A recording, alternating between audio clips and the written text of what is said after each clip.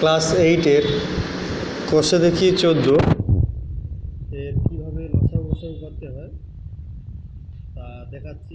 দেখে নাও লসাগু কীভাবে করতে হয়। 2-এর জায়গায় 4, তাই তো। প্রথমে লিখবে কি না ফার্স্ট রাশি বা প্রথম রাশি, ঠিক আছে।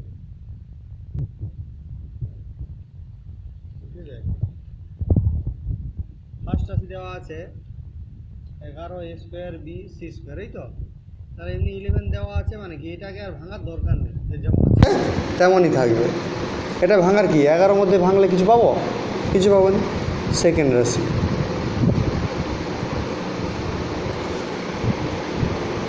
33a square b square c। 33কে ভাঙলে আমি 3 × 11 পাবো কিনা বল? 11 × 33, হ্যাঁ। আর এগুলো যা আছে লিখে দে, এগুলো গুণ আকারে না লিখলেও হবে, এমনি লিখলে হবে, ঠিক আছে। থার্ড রাশি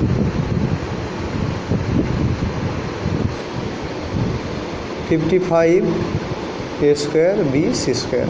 55কে ভাঙলে কী পাবো না 5 × 11 পাবো কিনা বল? 11 × 5 = 55, হ্যাঁ।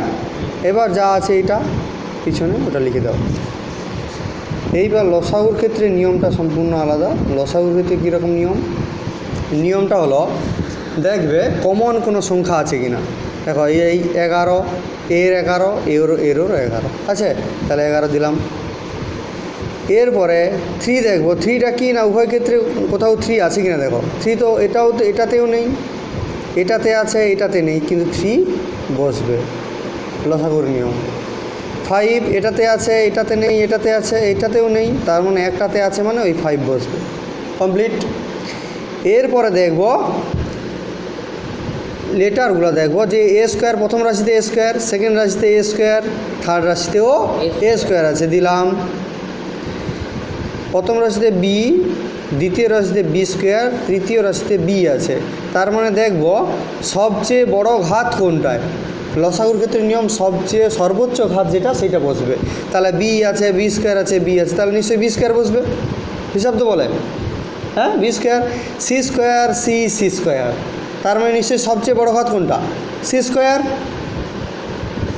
এইটাকে গুণ করে ফেলবি, যে 11 × 33 আর 5 দিয়ে গুণ করলে যা হবে, ঠিক আছে।